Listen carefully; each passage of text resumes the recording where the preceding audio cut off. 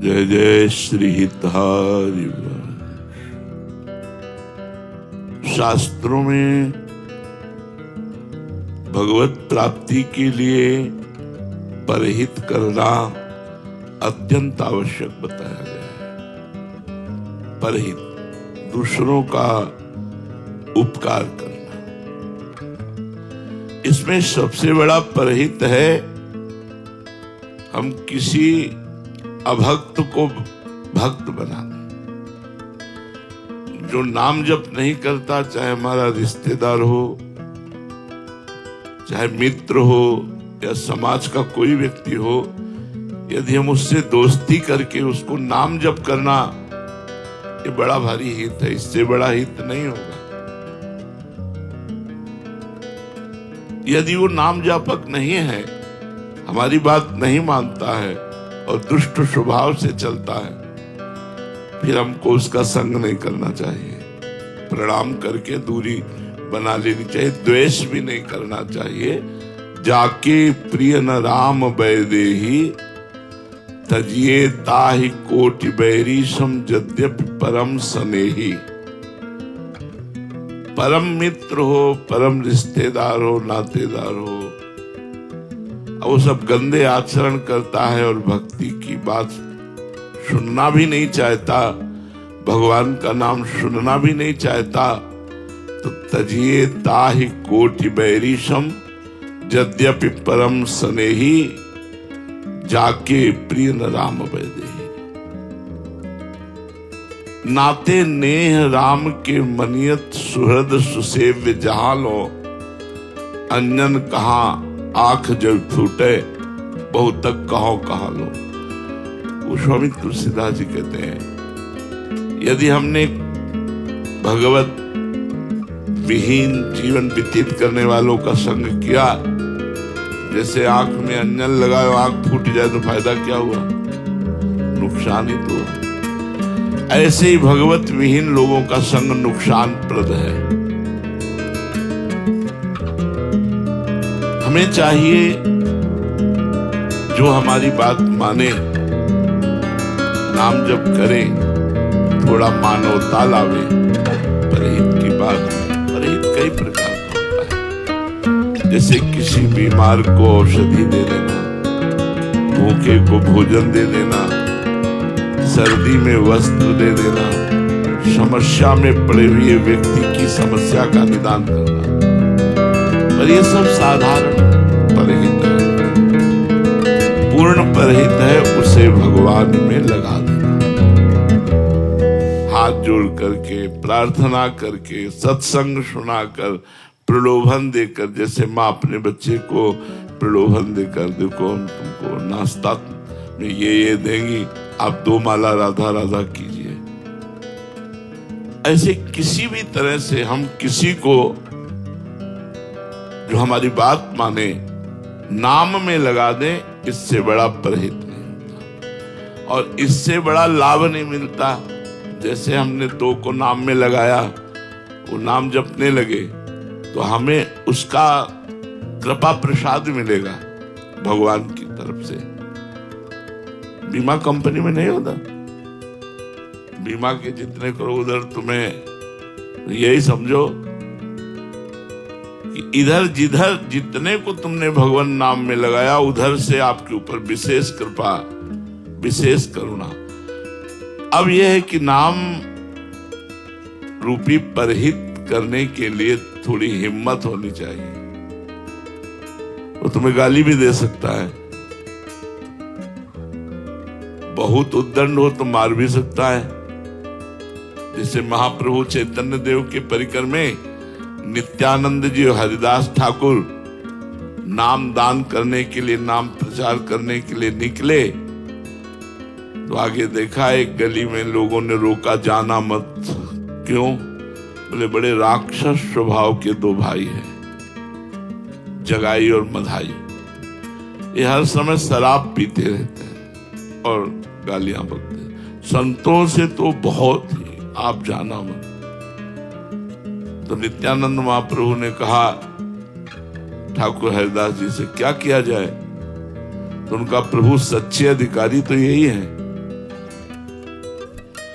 जो इमरजेंसी में वही भर्ती किए जाते हैं जो बहुत बीमार होते हैं। ये बिल्कुल दान के अधिकारी हैं, इनको जरूर,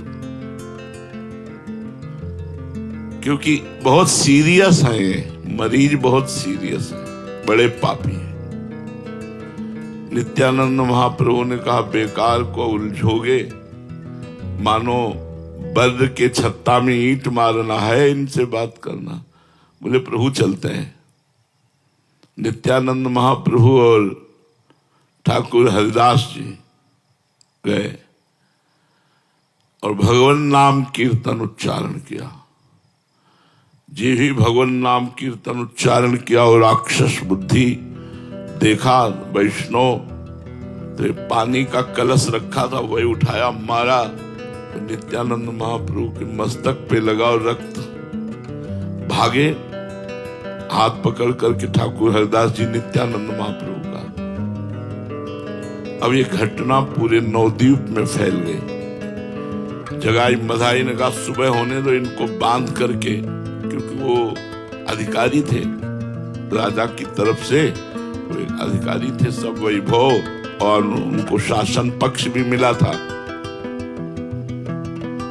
महाप्रभु चैतन्य देव जी ने जे ही सुना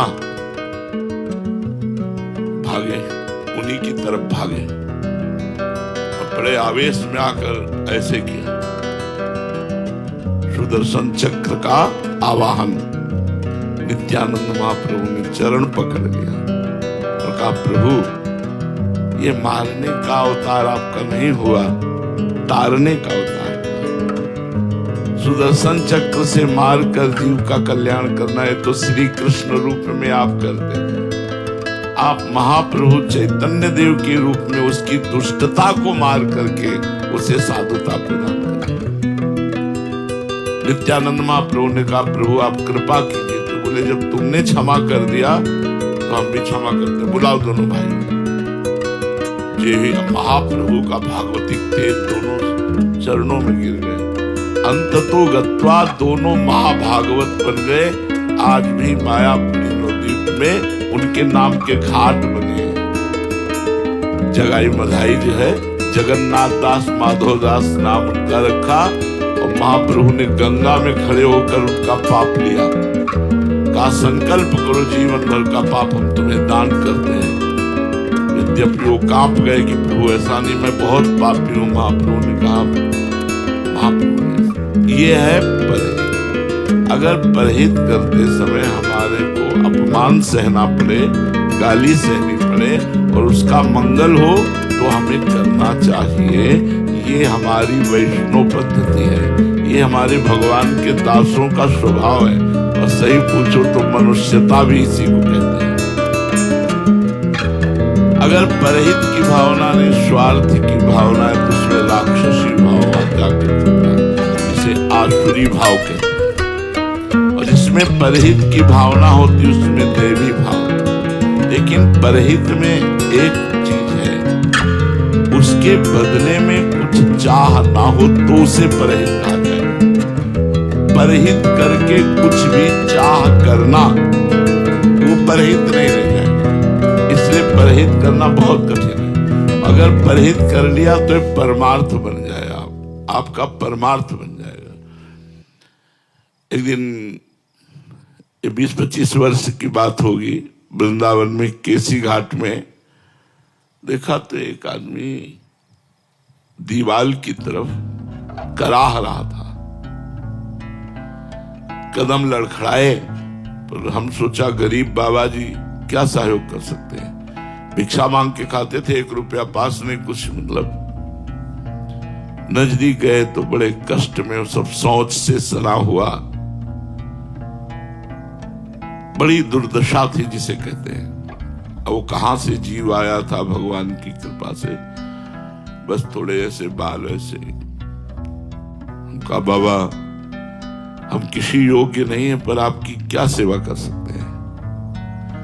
तो उनका यहां तो हमें कोई पानी देने वाला भी नहीं, पूछने वाला भी नहीं, कई दिन से भूखा पड़ा हूं। यदि आप सुदामा कुटी पहुंचा दे तो सुनते हैं वहां संत सेवा होती है, तो कम से कम भोजन पानी तो मिल जाएगा। अब वहां से पहुंचाने के लिए आदमी चाहिए, रिक्शा चाहिए, व्यवस्था चाहिए।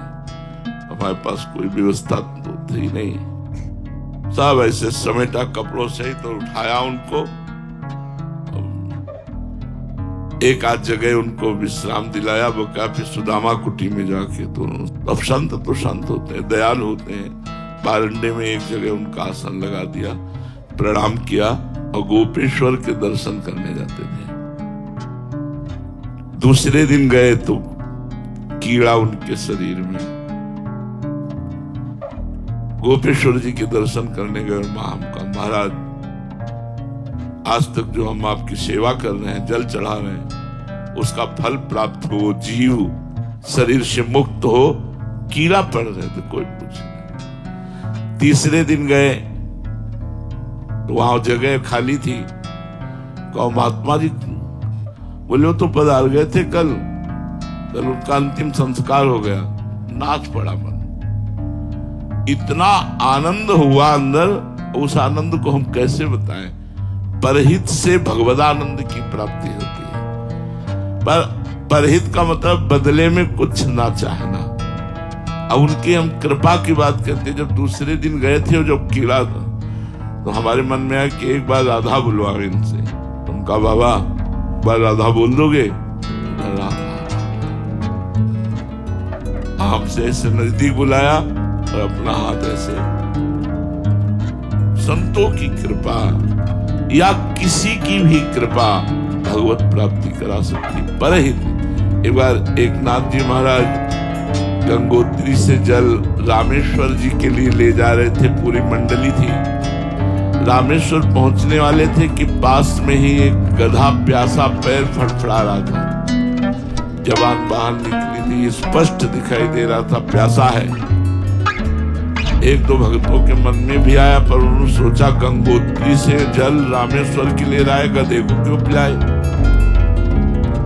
एक नाथ जी तुरंत गए और उसका सर अपनी गोद में रखा और पूरे घड़े का जल उसको पिला दिया। वो लोग रामेश्वर गए, रामेश्वर वहां गधे की जल पिलाते ही प्रकट हो गए। एक नाथ जी को साक्षात दर्शन भगवान रामेश्वर। परहित पूज्य राधा बाबा अयोध्या गए, सब कनक बिहारी के दर्शन के लिए जा रहे थे। उन्होंने रास्ते में देखा एक घोड़ा जो कौओं ने और पक्षियों ने खाया था, बीमार स्थिति में मरणासन में पड़ा था, मक्खियां भी बना रही। बाबा गए, ऊपर का चला उड़ा दिया और बैठ गए और मक्खियां हाँकने लगी। भाई जी इस बात में सावधान रहते थे, क्योंकि बाबा भाव में रहते थे।